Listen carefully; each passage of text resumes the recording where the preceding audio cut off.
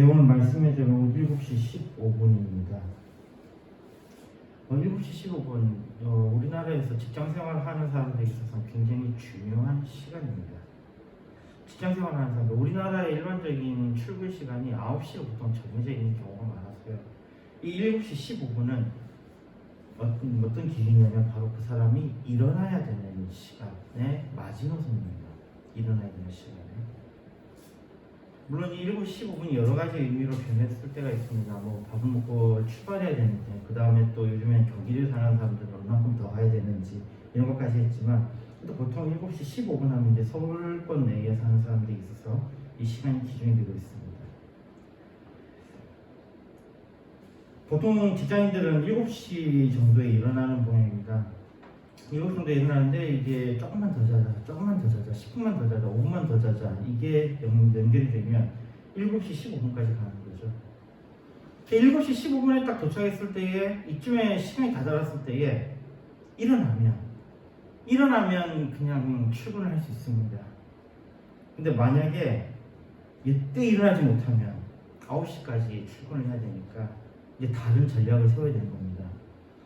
15분까지 일어나면 그냥 평소에 가던 대로 지하철 타고 회사까지 가면 되는데, 15분을 넘겨서 일어나게 되면 이제는 뭐 급하게 차를 어디서 구해야 된다든지 아니면 택시를 탄다든지 그런 여러 가지 자기만의 전략을 세워야 되고, 그로 인해서 더 많은 지출이 일어나게 됩니다. 이 돈을 모으는 사람과 그렇지 않은 사람이 가진 부분이 바로 여기입니다. 많은 직장인들이 나는 왜 돈이 안 모일까라고 하는데, 7시 15분까지 일어나느냐, 이게 바로 그 사람의 그 돈을 모으고 못 모으고에 대한 태도를 보여줍니다. 즉, 일찍 일어나는 사람은 돈을 모을 수 있는 확률이 굉장히 높습니다. 반대로 일찍 못 일어나는 사람은 돈을 모을 수 있는 확률이 정말로 적습니다. 왜냐하면 늦게 일어나기 때문에 이미 돈을 더 써야 하는 것이 있는데요. 실제적으로요, 직장인들이 7시에 일어나려고 한다면, 아니면 그 전에 일어나서 뭔가를 준비하려고 한다면, 이 직장인은 정말로 많은 것들을 미리 준비해야 됩니다. 예를 들어서 잠자는 시간도 충분히 확보하기 위해서는 언제까지 자야 된다라는 것이 있고요. 그렇게 되니까 평일에는 누구 사람을 만난다든지 하는 일을 하지 못하게 되는 게 정상입니다. 이래야 되는데, 15분 이후에 일어나는 사람들의 경우에 있어서는요, 이게 자기 마음대로예요. 평일에도 친구들 만나고 또 늦게까지 술 마시고 이런 것들이 이미 몸에 배어 있으니, 많은 돈을 쓰는 것들이 이미 몸에 배어 있는 겁니다. 사람을 한 명 더 만나면 그만큼 더 좋은 옷을 입어야 됩니다. 그리고 옷값이 더 나갈 거고요. 또 많이 돌아다니다 보면 몸이 피곤하다는 이유로 영양제를 먹습니다. 또 그것 말고도 몸이 피곤하다는 이유로 필요 이상으로 택시를 많이 타고 다닙니다. 결국 7시 15분이라는 이것은 그냥 단순한 일어날 시간이 아니라 그 사람의 생활 패턴을 명확하게 보여주는 것이고요. 7시 15분까지 못 일어나는 사람은 돈을 모으기가 쉽지 않다는 것. 이것이 경제 전문가들의 분석입니다. 자, 그렇다면 부지런한 것은 정말 좋은 것입니까? 이 시간운수에 대한 당위성, 그 근거는 무엇입니까? 그리고 이러한 윤리적인 모델은 도대체 어디서 온 겁니까? 이 부지런에 대한 역사를 살펴보면요, 아무래도 우리는 그 엘빈 토플러의 제3의 물결의 영향을 많이 받아서 그렇게 나누는 것을 상당히 좋아합니다. 우리에 있어서는 1차 혁명, 2차 혁명, 그리고 3차 혁명까지 그렇게 나누고 있고요. 우리가 그전에는 채집 사회였다가 농업 시대로 넘어오면서 농업혁명이 일어나게 되죠. 그리고 이 농업혁명에서 또 한 번 그 증기기관이 들어옴으로 인해서 산업혁명으로 들어옵니다. 그런데 인간이 언제부터 부지런해야 했느냐를 보니까 바로 이 혁명이 일어나고 나서부터입니다. 농업혁명이 일어나면서 인간들은 많은 농산물을 얻을 수 있게 됩니다. 많은 농산물을 얻음으로 인해서 잃어버린 것들이 있죠. 뭐냐면요, 자기가 수확한 것에 많은 부분을 뺏기게 되는 겁니다. 누구에게요? 왕에게요. 그 다음에 또 농사를 지으면서 사람들에게 무엇이 들어오게 되냐면 가축이 들어오게 됩니다. 가축 없이 농사 짓기 쉽지 않게 되니까 가축이 들어오면서 사람들에게 병이 생기게 됩니다. 당장에 지금 우리가 볼 수 있는 것은요, 가축이 농업 생활을 하지 않은 여러 종족들이 발견되잖아요. 이 농업 생활을 하지 않았던 종족들이 발견되고 난 이후에 그 현대 문명인 사람들과 같이 살면서 그들이 거의 다 전염병으로 죽어버렸죠. 그걸 우리가 목격하게 되는데 그게 왜 그러냐면 바로 가축 때문이에요. 농업을 했던 사람들은 이미 가축을 통해서 많은 병을 몸에 지니고 있었고 여기에 대해서 견딜 수 있다. 지금 내성이 있는 사람이 지금 살아있는 거예요. 근데 채집 생활하던 사람들에게 이 사람들이 가면은 그 사람들이 굉장히 더러운 거죠. 굉장히 더러운 거예요. 그러니까 이들은 쉽게 거기에 무너지게 되는 거죠. 그 다음 또 이 산업혁명을 넘어와서는 그 이전에는 농업혁명에서는 노동시간이 더 증가하게 되어버립니다. 왜냐하면 많은 부분을 왕에게 뺏기기 때문이에요. 근데 산업혁명으로 인해서 사람들이 더 많은 것을 생산하게 되니까 여기에 정말 부지런한 인간상을 제시하는데 실질적으로 뭐 이 당시에 그 근로시간이 14시간에서 16시간 뭐 이렇게 나오니까요. 이 사람들이 이렇게 열심히 일하면 많은 것들을 손에 쥐어야 되는데 그렇지가 않았어요. 또 이들에게 뺏는 자가 있었죠. 그게 누구였냐? 바로 자본가입니다. 오죽 자본가들이 뺏었으면은 마르크스 같은 사람이 그런 이상한 뭐 공산주의 책 같은 이런 걸 만들어냈겠습니까? 얼마나 뺏겼습니까? 그러면서 여기에 계속해서 이들에게 부여하는 것은 부지런해야 된다는 겁니다.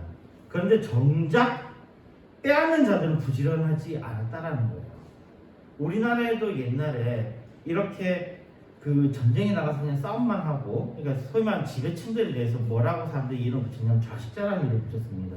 좌식자 뭐예요? 앉을 자자에 먹을 식자, 받아 처먹는 인간들이라는 겁니다. 그래서 옛날 사람들은 그래도 참 그 지배층에 대해서 이렇게 욕을 했습니다. 받아 처먹는 놈들이라고 욕을 했었어요.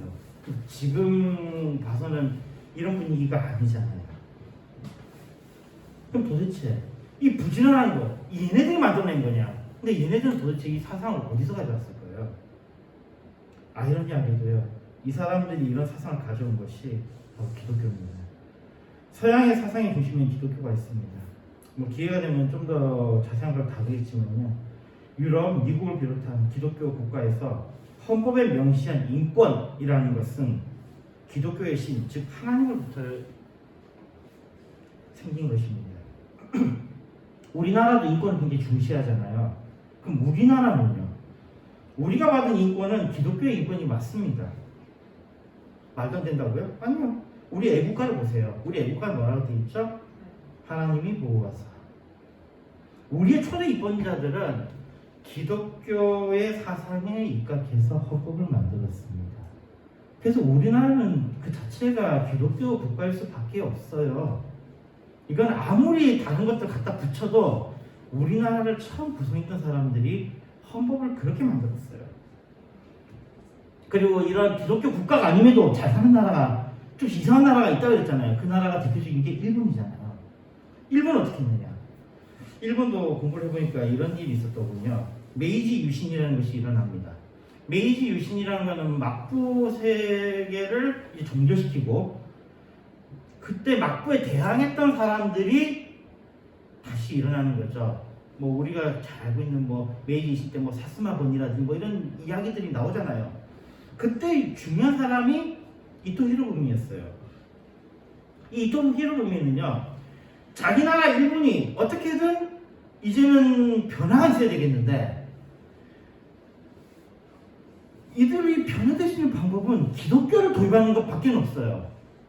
근데 기독교를 도입하는 게 정말 싫었거든요. 기독교 도입하고 싶지가 않았어요. 그래서 이것 때문에 굉장히 고민을 했다고 합니다. 일본의 헌법과 이 대조적이게, 정말 우리의 헌법과 정말 대조적이게 일본의 헌법은 이거에 대해서 굉장히 고민을 많이 했어요. 헌법을 만들려고 하니 도저히 방법이 없는 거예요. 그래서 이토 히로부미는 이 헌법을 만들기 위해서 유럽을 몇 번이나 방문을 해요. 유럽 몇 번이나 방문했는데 유럽의 헌법들은 전부 다 기독교 사상에 입각하니까 인권이라는 것도 만들 수 있고 이런 멋진 국가 체계를 만들 수 있다는 거, 자유평등 이런 것들이 들어갈 수 있다는 거. 이토 히로부미 입장에서는 정말 미칠 노릇이죠. 하나님 없이는 헌법을 만들지 못한다라는 것이 그에겐 절망이었습니다. 유럽을 여러 차례 방문하며 연구했고, 그런데 그 와중에 아주 얍삽한 조언을 해준 사람이 있어요. 독일에. 그 사람의 말을 따라서 하나님 자리에다가 뭐를 갖다 놓냐면 천황을 갖다 놓습니다. 그때부터 일본 제국주의가 만들기 시작해요. 그러면서 그전에는 천황이 아무것도 아니었는데 이제는 천황을 받들어 모시게 되는 형태로 바뀌면서 교토에 있던 천황을 데려가죠. 어디로요? 도쿄로 데려갑니다. 도쿄로 데려가고 지금 천황이 있는 황거라는 그 지역 있잖아요. 도쿄 중심에 있는 그 황거. 그 황거는 예전에 그 도쿠가와 이에야스가 머무던 성이에요. 그 성에서 걔네들을 쫓아내고 거기다 황제를 갖다 놨어요. 그리고 일곱의 헌법을 만들죠. 그들은 그들의 모든 정신의 뿌리를 하나님이 아닌 천황의 근거를 두고 만들었어요. 근데 어떻게 됐습니까? 일본이 어떻게 됐죠? 세계 2차 대전에서 완전히 패하고 천황이 그들이 신이라고 여겼던 그 천황이 나와서 어떻게 했습니까? 나는 인간입니다. 이 조건으로 살려준 거예요. 안 그랬었으면 그때 천황이 처형당했겠죠. 메가더가 살려줬어요. 천황을 살려줬어요. 사람입니다 라고 하면서요. 그때의 일본은 벌써 분위기가 바뀌었어요. 어떻게 바뀌었냐면 미국을 동경하는 일본이 된 겁니다. 이상하지 않습니까? 미국에 그렇게 두들겨 맞았던 일본이 제일 좋아하는 나라가 미국이에요. 제일 좋아하는 나라가 미국이에요. 그들은 그들이 동경하던 미국을 그대로 받아들입니다. 미국을 받아들이면 그들의 뿌리는 뭐가 되는 거예요? 기독교가 될 수밖에 없는 거예요. 여기에 일본이 잘 사는 것에 대한 의문점이 풀립니다. 아니나 다를까 일본의 주요 교육기관들의 대부분 정말 몇 명 안 되는 그 기독교인들이 있는 3%도 안 되는 기독교인이 있는 그 나라의 유명 대학들은 대부분이 많은 숫자가 기독교 대학입니다. 뭐 우리가 알고 있는 리쿄 대학부터 시작해서 도시자 대학이니 유명한 대학들이 있잖아요. 뭐 간사이 갖고 있는지 심지어 후쿠오카에도 세이난 이런 대학이라든지 세이난 대학이라든지 이런 것들 보면은 이게 다 일본 대학, 일본의 그 기독교 대학들입니다. 이러면서 이런 모습이 만들어졌다 그러면요, 그 소위 말하는 선진국들은 그 중심에 기독교가 있을 수밖에 없어요. 왜냐하면 인간의 인권이라는 것을 끄집어낼 수 있는 사상은 이 지구상에 어디에도 없습니다. 기독교밖에 없거든요. 기독교밖에 없기 때문이에요. 여하튼 이 하나님의 말씀을 기초로 하는 이 기독교의 나라들은 그러다 보니까 전부 다 뭘 강조해요? 부지런함을 강조합니다. 실제로 그래요. 이전에 일본 사람들은 세계에서 가장 게으른 사람들이었다고 그러거든요. 뭐 그런 이야기가 있어요. 근데 우리의 머릿속에 일본 사람들 어떤 사람으로 되어 있어요? 약속 시간 잘 지키고 부지런한 사람으로 박혀 있잖아요. 근데 거기에 따라서 우리나라 사람들은 어때요? 우리나라도 옛날에 코리안 타임 해가지고 한국 사람 맨날 늦는다고 했잖아요. 근데 한국 사람들이 요즘 어때요? 약속 잘 지키는 나라가 됐어요. 이게 바로 여기 기초를 둔 겁니다. 그 이야기는 기독교는 부지런함을 굉장히 중시한다는 이야기입니다. 잠언 6장 6절에 말씀합니다. 게으른 자여 개미에게서 가서 그 하는 것을 보고 지혜를 얻으라. 잠언의 여러 부분에서 게으른 자에 대한 경고를 찾을 수 있고 또한 성경의 위대한 인물 중에서 게으른 사람은 없습니다. 그렇다면요, 우리가 여기 질문을 한번 다시 던져봅시다. 이 게으르다는 것이 나쁜 것인가? 아니 게으름이라는 것은 죄악인가? 세상의 대답은 아니랍니다. 그건 자신의 선택일 뿐이랍니다. 그리고 이 게으름의 원인에 대해서 막 분석을 해줘요. 왜 게으러졌느냐? 게으른 사람들의 공통적인 특징이 있어요. 생각이 너무 많아요. 게으른 사람들은. 게으른 사람들이 왜 게으르냐면 생각이 많아서 그래요. 생각을 다 돌려보면요, 어떤 거에 들어가냐면 이거 해봐 소용없는데? 라는 것으로 떨어진다는 겁니다. 그리고 이 게으른 사람들은요, 완벽주의자들이 많아요. 그래서 실제적으로 게으른 사람들에게 일을 줘보면요, 정말 완벽하게 된 일은 게으른 사람에게 주면요, 확실하게 냅니다. 이 사람들은 그 길이 명확한 것들에 대해서는 정말 완벽하게 내요. 그 게으른 사람들이 공문 쓴 거 보면요, 거기도 글자는 안 틀려요. 와, 정말 대단한 사람들입니다. 그게 이 사람들의 특징인 거예요. 이 사람들은 뭘 하는 데 있어서 이게 두려운 나머지 일을 시작하지 못하는 것일 뿐이지 뭐 능력이 떨어지거나 그런 건 아니거든요. 실제적으로 우리가 지금 살고 있는 이 사회는 다양성을 인정하는 분위기니까요. 그러나 실제로 기독교에서는 여전히 부지런할 것을 권장합니다. 데살로니가후서 3장 10절입니다. 우리가 너희와 함께 있을 때에도 너희에게 명하기를 누구든지 일하기 싫거든 먹지도 말게 하라 하였더니, 일하기 싫어하는 자는 먹지도 못하게 하라는 그 단호함을 보입니다. 그러면 이거 가지고 그냥 일하지 않는 사람인데 계속해서 11절과 12절 봅시다. 우리가 들은즉 너희 가운데 게으르게 행하여 도무지 일하지 아니하고 일을 만들기만 하는 자들이 있다 하니, 이런 자들에게 우리가 명하고 주 예수 그리스도 안에서 권하기를 조용히 일하여 자기 양식을 먹으라 하노라. 게으른 것을 악으로 여긴다는 것입니다. 특히 주님을 믿는 자들은, 이 게으른 자들은 버려야 되는 사람들이에요. 소위 말하는 손들어야 될 사람들입니다. 6절에 되어 있잖아요. 형제들아, 우리 주 예수 그리스도의 이름으로 너희를 명하노니 게으르게 행하고 우리에게서 받은 전통대로 행하지 아니하는 모든 형제에게서 떠나라. 손절하라는 겁니다. 떠나라는 거예요. 아니, 기독교에서 악으로 여기는 게 게으르다라는 것입니다. 게으른 게 기독교 악이라는 것입니다. 놀랍지 않습니까? 여행을 좋아해서 비행기 표를 살 일이 많았습니다. 이 비행기를 사다 보면요, 시간에 따라서 비행기 값이 너무 달라요. 그러니까 이 비행기만 그런 건 같지는 않아요. 똑같은 곳에 가는데 어떤 때는 30만 원 하는 게, 어떤 때는 그게 100만 원이 넘을 때도 있어요. 아, 그게 왜 그럴까? 대부분의 일들이 그렇습니다. 보니까요, 시간과 장소에 영향을 받는다는 것입니다. 우리나라는 비행기 값이 오를 때는 다 비슷하게 오르고, 그래서 비행기 값이 떨어질 때는 다 비슷하게 떨어지죠. 왜 그러냐면 우리나라가 정말 쉬는 날이 없어요. 다른 나라에 비해서요. 우리나라가 정말 쉬는 날이 없고 휴가도 되게 다른 나라에 비해서 적은 편이에요. 여기 이야기한 다른 나라는 OECD 국가를 이야기하는 건데, 우리나라는 휴가도 적고 그래요. 그러다 보니까 우리나라 사람들이 여행을 갈 수 있는 날은 전부 다 뭐냐면 명절 때, 아니면 또 쉬는 날 있을 때. 그러니까 항상 그때가 오르는 거예요. 그리고 우리나라의 그 패턴에 맞춰서 항상 금요일 오후부터 언제까지요? 주일날까지는 비쌉니다. 이런 식으로 모든 것들이 장소와 시간에 따라서 가격이 바뀌고 이래도 영향이 있게 됩니다. 그리고 또 이런 이야기도 있더군요. 많은 사람들이 지금 서울로 가고 있답니다. 지방대학들이 소멸할 위기에 처했다고 그러죠. 왜 학생들이 서울로 갑니까? 서울에 직장이 있기 때문이에요. 서울에 직장이 많기 때문입니다. 서울에는 많은 이벤트가 있어요. 많은 문화생활을 그저 즐길 수 있습니다. 그런데 이런 이야기가 있죠. 새가 먹을 것을 찾아서 떠났더니 그곳에는 둥지가 없더라라는 이야기가 있죠. 그렇게 갔던 사람들이 전부 다 무슨 문제가 있냐면요, 심각한 주택 문제를 겪으면서 둥지를 못 트는 거예요. 둥지를 못 튼다는 것은 결혼하기가 쉽지 않다라는 얘기입니다. 재밌는 게요, 도시에 살면 살수록 결혼할 확률이 높아요. 도시에 살면 살수록. 그거는 우리나라뿐만 아니고 어느 나라를 가도 그래요. 도시에 사는 사람들은 결혼 안 할 확률이 높습니다. 그거는 그들이 결혼하기 싫어서 안 하는 걸 수도 있어요. 근데 왜 그들이 결혼하기 싫어하느냐 이거죠.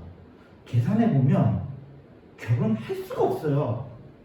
돈을 투자하면 지금 먹는 것도 힘든데, 지금 살아가는 것도 힘든데 어떻게 결혼을 하겠습니까?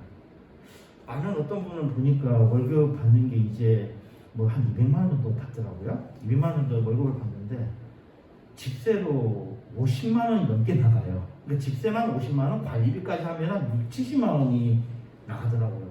그러면 월급 200만 원 받은 거에서 6, 70만 원이 집세로 나가버리고, 그 다음에 뭐 자기 일해가지고 비용 쓰고, 밥 먹는 거 이거 얼마나 비쌉니까? 이것저것 계산해 보면 남는 게 하나도 없어요. 이 사람에게 무슨 미래가 있습니까? 그냥 하루하루 살아가는 것도 기적이죠. 왜 지방이 아니라 서울입니까? 우리는 장소의 영향을 받습니다. 근데요, 많은 사람들이 서울에 가고 싶어 하지만 지금 그 시대를 딱 옮겨가지고요, 1900년대에 한국에, 서울에, 거기에 살고 싶어 하는 사람 있겠습니까? 뭐 사명이 투철한 사람들이나 그 땅에 가지, 그 땅은 사람들이 갈 곳이 아니죠. 근데 지금은 그 땅은 누구나 갖고 싶어하고 살고 싶어하는 곳이 됩니다. 우리는 시간과 공간의 매트릭스 안에 영향을 받으며 살고 있습니다. 게으름이 사회의 문제가 되는 이유는, 게으름이 문제가 되는 이유는 우리가 사는 사회가 이곳에, 이 시대에, 우리가 지금 있는 이 시간과 공간, 이 매트릭스 안에서는요, 우리가 이 시간과 공간의 지배를 받는다면요, 이 게으름은 큰 문제가 됩니다. 게으른 자는 계속 도태될 수밖에 없기 때문이에요. 그러니까 뭐 그래요. 그래도 뭐 대충 이렇게 살아가면은 그럴 수도 있습니다. 그냥 있으면 좋고 뭐 아니면 말고 이런 선택의 경우에 있어서는요, 우리가 그래도 여유롭게 선택을 하겠습니다만 정말 우리에게 중요한 순간이 있죠. 왜 우리가 승진해야 되는 어떤 시대 때에 어떤 사람이 자기가 마음이 좋아서 나 승진 안 하면 내가 빠질게 했더니만 그러면 어떻게 되냐, 그 사람은 계속 나라고 했더니 회사에서 쫓겨나고, 반대로 자기가 양보했던 사람은 쭉쭉 올라가서, 그렇다고 그 사람이 자기 양보한 사람을 돌보지도 않죠. 이 하나님의 선택지에서 양보한 사람의 삶은, 그때 그가 그것을 포기하지 않았더라면 정말 다른 것이 만들어지겠죠. 뭐 이 정도는 그냥 좀 낫습니다. 근데 삶과 죽음을 가진 것이면 어떻습니까? 우리가 똑같이 바다 위에 있는데요. 바다 위에 있는데 내가 만약에 배 위에 있다 그러면 나는 사는 건데, 만약에 배가 없는 바다 위에 있다면 나는 죽는 겁니다. 하늘에서 떨어지고 있는데 등에 만약 낙하산이 있다면 괜찮지만 낙하산이 없다면 그 떨어지면 곧 죽음으로 가는 것이죠. 우리에겐 처음이 있고 끝이 있습니다. 정말 우리에게 중요한 선택의 순간이 있습니다. 전도서 12장 1절에 말씀합니다. 너는 청년의 때 곧 공부한 날을 이르기 전 나는 아무 낙이 없다고 할 해가 가깝기 전에 너의 청교자를 기억하라. 7시 15분 정말로 중요한 시간입니다. 가장 중요한 이때에 일하는 사람은 돈도 아끼고 일하는 곳에 큰 무리 없이 도착합니다. 그러나 이것을 넘긴 사람들은 인생의 공핍이 항상 같이 합니다. 일하는 것보다 더 중요한 데는 바로 우리의 믿음입니다. 우리의 창조자를 기억하는 것, 이것이 우리에게 정말로 중요한 것입니다. 적절한 때에 우리는 이것을 반드시 기억해야 합니다. 마태복음 25장에 보면 열처녀의 비유가 나옵니다. 슬기로운 5처녀는 기름을 준비했고요, 미련한 5처녀는 게으름으로 인해서 준비하지 않았습니다. 3절에 미련한 자들은 등을 가지되 기름을 가지지 아니하고라고 표현되어 있는 걸 보면요, 미련하다라는 것은 기름을 준비하지 않았다라는 거죠. 5절에 신랑이 더디옴으로 다 졸며 잤세. 그들이 기름을 더 준비하지 않았는데 문제는 신랑이 늦게 왔다는 겁니다. 5명에 대해서는 자기들 할 말이 있어요. 신랑이 늦게 왔습니다. 내가 등불을 준비하는 게 아니고 내가 등불에 들어갈 그 기름을 준비하지 않는 게 아니라 신랑이 늦게 왔어요 라고 이야기하고 싶겠죠. 신랑이 더디옴으로 인해서 등불에 기름이 부서지는 상황, 이런 미련자들은 그래서 이 자신의 이야기, 신랑이 늦게 왔잖아요, 기름 좀 빌려주세요 라고 슬기로운 자들에게 이야기했다고 합니다. 그런데 여기에 만약에 슬기로운 자들이 기름을 나눠줬다면 그들은 똑같이 미련한 자예요. 우리는 야박하겠지, 그럴 수 있냐 라고 하는데 그거 멍청한 거예요. 미련한 거예요. 똑같이 미련한 자가 되는 겁니다. 역시 여기는 지혜로운 자들이죠. 그래서 이들은 단호하게 거절합니다. 그리고 10절에서 11절 보면요, 저희가 살아간 동안에 신랑의 영문을 예배했던 자들은 함께 혼잔치에 들어가고 문은 닫힌지라. 이후에 남은 처녀들이 와서 가로되 주여 우리에게 열어주소서. 시간이 지나면 어떠한 기회도 주어지지 않습니다. 자, 다시 7시 15분으로 다시 돌아옵시다. 7시 15분까지 준비된 자들은 그냥 그대로 쭉 가면 돼요. 근데 만약에 7시 15분까지 내가 만약에 준비하지 못했어요. 그때는 어떻게 한다고요? 다른 전략이 더 세워야 된다고요. 여기에 이 미련한 자들이 슬기로운 자가 될 수 있는 방법은 뭐죠? 자기가 탁 일어났는데 신랑이 온다고 했을 때 기름이 준비 안 된 거를 해체했을 때는 가가지고 야, 기름 좀 더 좀 빌려주라 이렇게 할 게 아니고 뭐 하는 거예요? 자기가 할 수 있는 돈을 써서라도 최대한 빨리 가서 기름을 확보해야 되는 거예요. 기름을 확보하고 그리고 얼른 왔었으면은 늦더라도 가까스로는 통과할 수 있을지 모르겠습니다. 그냥 미련하다가 끝까지 미련한 거예요. 어떻게 해요? 시간을 계속 지체한 거예요. 시간이요. 우리가 정말로 잘못하는 것 중에 하나가 바로 이것입니다. 우리가 늦었다는 것, 늦을 수도 있습니다. 그럴 수도 있어요. 그럴 수도 있습니다. 그런데 더 중요한 것은 가장 중요한 시간을 놓치지 않는 거예요. 그 때를 놓치지 않는 겁니다. 주님이 우리에게 주신 기회는 우리의 공간과 함께 우리의 시간입니다. 이 어거스틴이라는 사람이 철학에 처음으로 시간이라는 개념을 도입했다고 해도 과언이 아니에요. 저도 이 시간에 관한 연구를 좀 했었는데요. 플라톤의 시간론이라든지 그 외에 다른 사람들 시간론에 관해서 이야기했지만요. 제가 보니까 시간에 대해서 정확하게 시작한 사람은 어거스틴이에요. 아우구스티누스는요, 아무것도 없는 무로부터의 창조를 이야기하며 그리고 이때의 시간이 창조되었다고 언급합니다. 차라리 참 받아들이기 싫죠. 하나님께서 시간을 만드셨다고 그러니까 참 받아들이기 싫어요.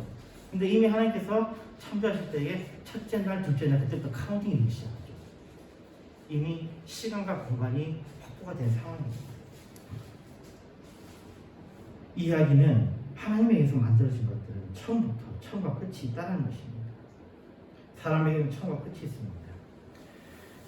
여기에 반대되는 것이 바로 윤회죠. 플라톤의 사상도 바로 이 윤회를 기반으로 합니다. 그래서 저는 거긴 시간이 없다라고 이야기하는 거예요. 윤회는 시간이 없어요.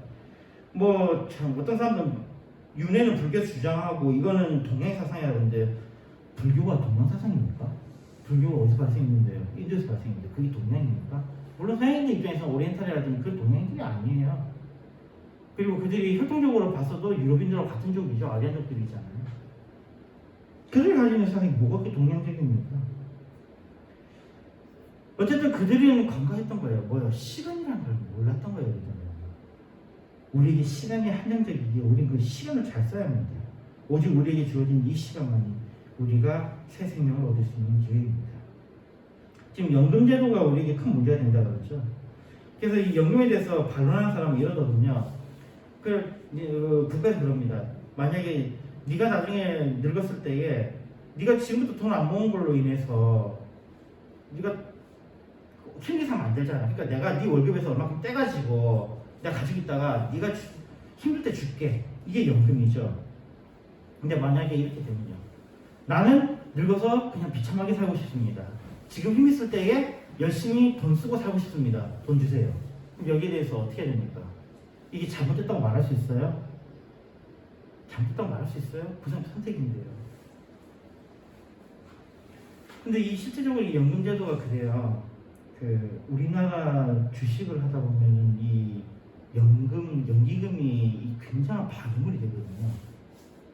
왜냐하면 연기금이 움직여버리면 너무나 거대해서 이 연기금이 움직이면 주가에 엄청난 영향을 미쳐서 소위 말하는 개미 투자자들이 아무리 자기가 전략을 잘 세우고 해도 연기금이 움직여버리면 모든 것이 다 흐트러집니다. 그리고 실제적으로 연금을 디자인한 사람들이 왜 디자인했냐면요. 그냥 퇴직한 사람한테 국가에서 그냥 돈 주면 되거든요. 돈 줘도 돼요. 그렇게 하는 나라들이 많고요. 그렇게 해도 됩니다. 근데 연금을 왜 만들었을까요? 기업이 머리를 쓴 거예요. 어떠냐면요. 자기들이 돈을 조금이라도 덜 들여서 많은 것들을 확보하기 위한 방법으로서 사람들한테 급여를 주잖아요. 근데 급여를 한번 높여주면 급여는 안 떨어지거든요. 그러니까 이 급여를 더 뜯어먹고 싶은 거예요. 그래서 만든 게 연금입니다. 급여를 뜯어먹어요. 그러면 회사에서 반 내잖아요. 왜 내겠어요? 이유는 간단합니다. 그 기금을 모아가지고 소위 말하는 경영자들이 자신들의 경영권을 방어할 때에 연기금의 것을 갖다 쓰려고 하는 거예요. 그걸. 그래서 이전에 우리가 일어났던 삼성의 이런 것들이라든지 지금도 계속해서 이 연기금의 문제가 발생하는 게 이것 때문이에요. 그리고 계속해서 사람한테 위기감 조성하죠. 이렇게 되면 연기금이 바닥난다. 연금을 더 내야 된다. 라고 계속하면서 어떻게 하는 거예요? 더 기금을 끌어모아가지고 그쪽으로 돌리겠다는 거죠. 그럼 국가 입장에서는 또 그걸 왜 추진하냐면요.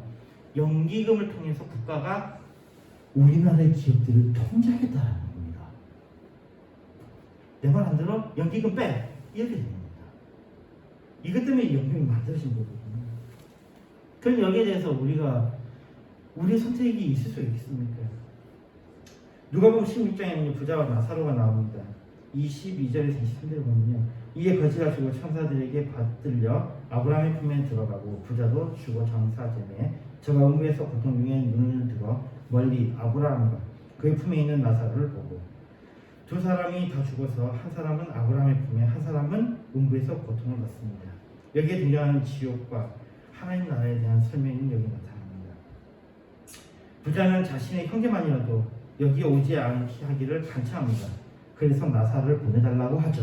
근데 누가복음 16장 29절 31절에 이렇게 기록되어 있습니다. 아브라함이 가로되 저희에게는 모세와 선지자들이 있으니 그들에게서 들을지어다. 가로되 그렇지 아니하니이다. 아버지 아브라함이여 만일 죽은 자에게서 저희에게 가는 자가 있으면 회개하리이다. 가로되 모세와 선지자들에게 듣지 아니하면 비록 죽은 자 가운데서 살아난 자가 있을지라도 고난을 받지 아니하리라 하였다 하십니다. 지금 이때까지 했던 말들에 대한 중요한 포인트가 여기 있습니다. 이미 그들에게는 말씀을 전한 자들을 다 보내셨습니다. 이미 그들은 말씀을 들었습니다. 우리 역시 마찬가지입니다. 우리도 이미 말씀을 가지고 있습니다. 우리는 그 말씀을 들었습니다. 여기에 그들이 선택이 남아있는 것처럼 지금 우리에게도 선택이 남아있습니다. 여기에서 우리는 핑계 댈 수 없습니다. 우리의 선택에는 반드시 우리가 책임을 져야 됩니다. 반드시 책임을 져야 됩니다. 말씀 뵙겠습니다. 음식은 배가 고플 때 맛있는 음식입니다. 오히려 배가 부를 때 그 음식을 먹게 하는 것은 고통이 될 수 있습니다. 맛있는 음식이 고문이 될 수 있다는 거예요. 물은 갈증 날 때의 귀한 무대입니다. 필요 없을 때는 무거운 짐이죠. 같은 것이라도 시간에 따라서 귀한 것이 되기도 하고 하찮은 것이 되기도 합니다. 오히려 해가 되는 것도 있습니다. 모든 일에는 때가 있습니다. 우리의 지혜는 그 적절한 때를 알며 주님이 주신 시간의 소중함을 알며 부지런의 가치를 아는 것입니다. 게으르지 않기를 바랍니다. 더 나아가 믿음의 때, 구원의 때, 잔치의 때, 비통함의 때, 소망의 때를 주님 안에서 지혜롭게 그 때에 따라 우리의 할 일을 할 수 있기를 바랍니다. 우리에게 시간을 경영하는 지혜가 있기를 바랍니다. 무엇보다도 은혜의 때에 주님의 은혜를 누리는 우리가 되었으면 합니다. 구원의 때에 구원의 축복을 누리는 우리가 되었으면 합니다. 베드로전서 5장 10절에 말씀합니다. 모든 은혜의 하나님 곧 그리스도 안에서 너희를 부르사 자기의 영원한 영광에 들어가게 하시니가 잠깐 고난을 받은 너희를 친히 온전케 하시며 굳게 하시며 강하게 하시며 털을 경고케 하시리라. 아멘. 기도하겠습니다.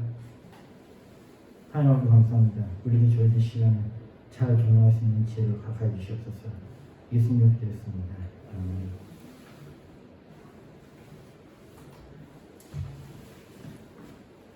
창조 350장입니다.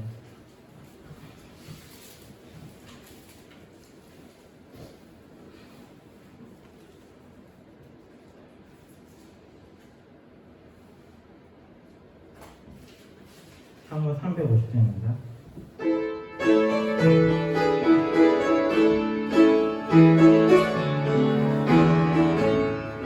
나의 죄를 정죄하사 주의 이름 삼으신 곳에 주의 넓은 사랑 항상 찬송합니다.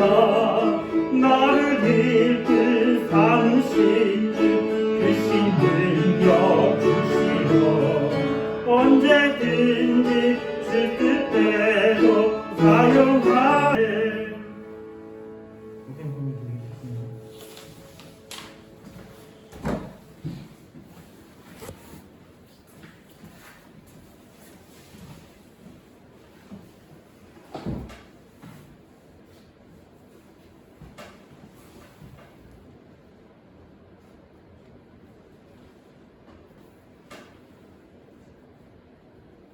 절 11절 제가 11절 체험하겠습니다. 감사합니다. 체험. 감사합니다. 체험. 오염 뒤에는 반드시 승리해야 하나님 구하의 귀 알려 심각하게 좋으신 하나님 감사합니다.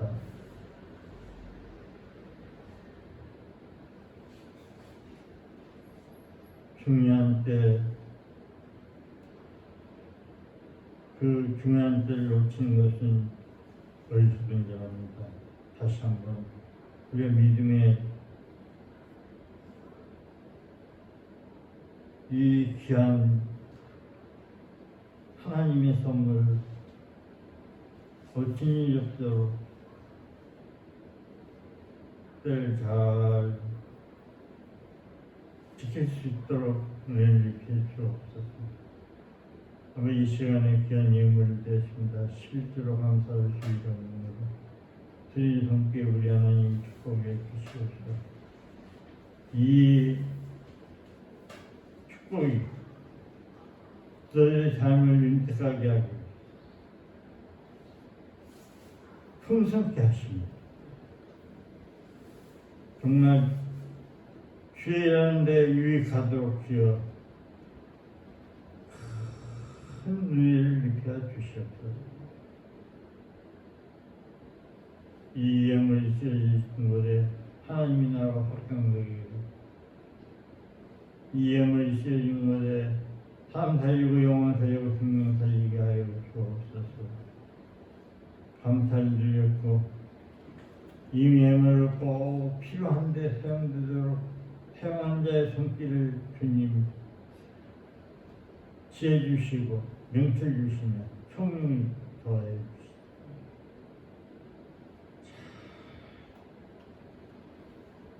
사용할 수 있도록 은혜를 입혀 주옵소서.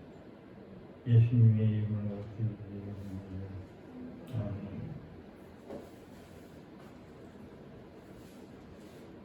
산분과 입장입니다.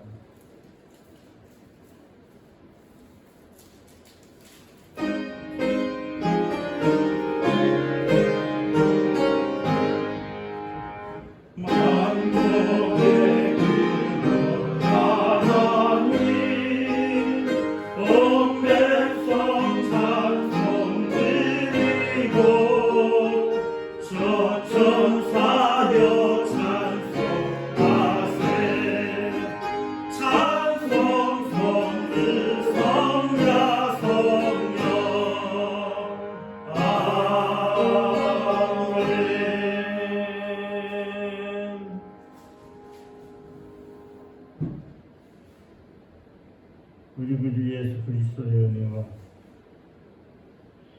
그 크신 하나님의 사랑과 성령님의 통하심이 오늘 예배한 모양교회 사랑성도들 머리위와 가정위와 하는 예배, 전 세계 오늘 또 하나님 앞에 예배한 자들 머리위와 가정위와 하는 예배, 앞으로 전도받아서 구원받을 자들 머리 위에와 가정 위에와 하는 일에 이제부터 영원토록 항상 함께 있을지어다. 아멘.